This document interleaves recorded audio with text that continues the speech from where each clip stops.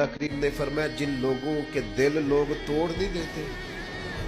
मैं उन टूटे दिलों में मिला करता हूं। तेरा आईना है वो आईना के शिकस्त हो तो अजीज तर है निगाह आईना साज में। जब लोग ताने देते हैं, जब लोग तकलीफ देते हैं, जब आप बिल्कुल ठीक चल रहे होते हैं, जब आप मेहनत कर रहे होते हैं, जब आप मुखलिस होते हैं, जब आप जद्दोजहद कर करके थक जाते हैं और लोग जब पूरी तौर पर तानाजनी कर